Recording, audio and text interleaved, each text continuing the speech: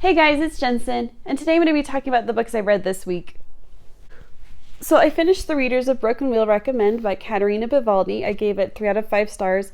Like I said in previous videos, this is just a fluffy read. It's not too deep or anything, but if you like books with fun, quirky characters, a small town setting that may make the story a little bit predictable, books about books, this is just a light, enjoyable read.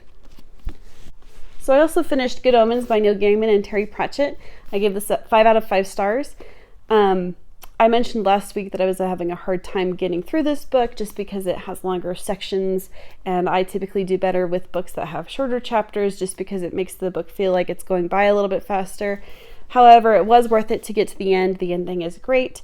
It explores a lot of interesting ideas and philosophies about religion and good versus evil and all that good stuff, and so I just really appreciated it. And so I was going to knock off initially a star because of the longer sections that make it a little bit difficult to read, but in the end I decided this is a 5 out of 5 star book. It's just so good. This week I also finished Lincoln and the Bardo by George Saunders. I gave it 5 out of 5 stars. You guys, it's so good. I know I mentioned last week that I wasn't going to listen to the audiobook, but in the end I looked at the cast list and decided that I have to because it has Nick Offerman, Ben Stiller, Patrick Wilson, Julianne Moore, David Sedaris. Yeah, just a lot of great people. It was so enjoyable to listen to. I listened to it while reading the book. The cast, it's like a 40 plus cast list, so I'm not sure if the audiobook is confusing on its own. I read it just fine while reading along with the book. It made the book that much more enjoyable listening to it at the same time. The audiobook was really, really great. I don't think it would be too confusing if someone wanted to just listen to the audiobook, because you only have to know about like 3 different voices, and that's Nick Offerman, David Sedaris, and the author reads a voice, and those characters just recur throughout the book. So those are the only voices you need to know. Otherwise, they'll explain who is speaking. This book is a really interesting. This book is a really interesting format or structure because it's basically a lot of citations and quotes from different characters. Some of them are real citations and some of them are fictional, and there are obviously fictional characters that are being quoted in this book. Basically, it is about it's about the real life historical event of when William Lincoln, Abraham Lincoln's son, died of scarlet fever, I think, or something like that. And basically this book it gives a supernatural twist to that. It all takes place in one night, when Willie is sort of in between places. He's in the Bardo and he's trying to decide whether to let his spirit stay on Earth or whether he should move on. So it's a really, really interesting book. It is, I mean, I laughed, I cried. I would say there are some triggering things in here. It does deal with death, especially death of a child. There is a character who committed suicide, and that's why he's there. So a caution, I guess, if those are things that are going to be triggering for you. But this was really beautiful.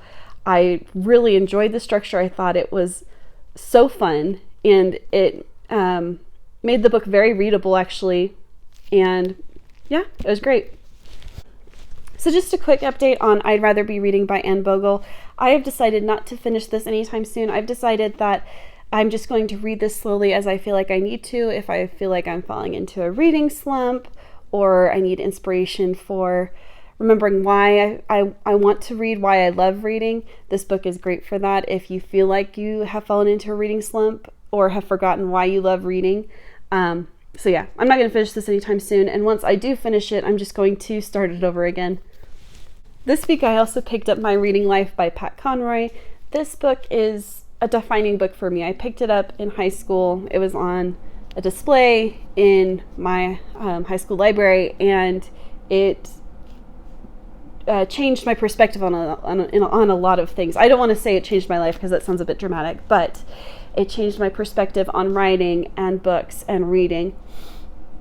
And it's just a beautiful book. It is very flowery. He has a very flowery, very classic writing style. It is funny that he mentions at one point that he doesn't like using big words that you have to look up in a dictionary, because he does use those sometimes. But this is just a great book. It is basically a memoir about his reading and writing life and the books that have inspired him.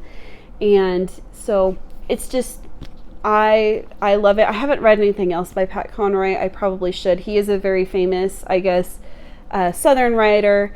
Fair warning that this is not always politically correct, but the humor is great and the stories are interesting. And so I do love this book. It is still one of those books that holds up for me from high school. It's beautiful and thought-provoking and very inspiring for writers and readers, I feel like. This week I also felt in the mood to pick up a classic, so I picked up Little Women by Louisa May Alcott. I am only this far into it, so what page is that? Page 13. So not very far into it at all. This is one of those books that I have started many times, but I don't think I've ever technically finished it. I did read the whole book of like a junior edition, so it was abridged, and I don't really count that. This one I want to hopefully finish soon, because I love the movie with Winona Ryder. I haven't seen the new one, and it's just one of those books that is on my shame list of like, oh my gosh, I can't believe I haven't read this yet, but I will soon, hopefully. So I didn't get to pick up The Making of a Chef by Michael Ruhlman this week, but hopefully I'll be able to pick it up this next week. For those of you who didn't watch my last video, this book is basically about a journalist who goes undercover at a culinary institute and learns about the process of becoming a chef, and he learns more about cooking. And so it's basically just about that. It sounds really interesting. I would love to learn more about cooking because I am a terrible cook. So yeah, hopefully I'll get to this one this next week.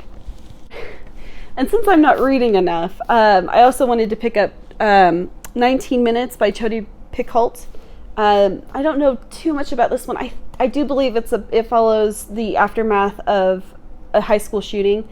I haven't really read anything by Jodi Picoult before. I did start Small Great Things, and that one was just a little bit too depressing for me and a little bit hard for me to get into some of the characters' heads, and so I had to put that one down. Hopefully I'll be able to read this one. I am really, really intrigued by this idea. I don't feel like there are a lot of books that go into this subject matter of a school shooting, so I'm really curious to see how the author handles this. So this week I finished Good Omens by Neil Gaiman and Terry Pratchett. I gave it 5 out of 5 stars. I also finished The Readers of Broken Wheel Recommend by Caterina Vivaldi. I gave it 3 out of 5 stars. And I finished Lincoln and the Bardo by George Saunders. I gave it 5 out of 5 stars. And this week I'll be finishing My Reading Life by Pat Conroy. I'll be continuing to read Little Women by Louisa May Alcott. And I will hopefully pick up The Making of a Chef by Michael Ruhlman and 19 Minutes by Jodi Picoult. So those are the books that I've read this week. Let me know in the comments below what books you've been reading this week. Thank you so much for watching this video. I post videos every Wednesday and Sunday, and I'll see you next time. Bye.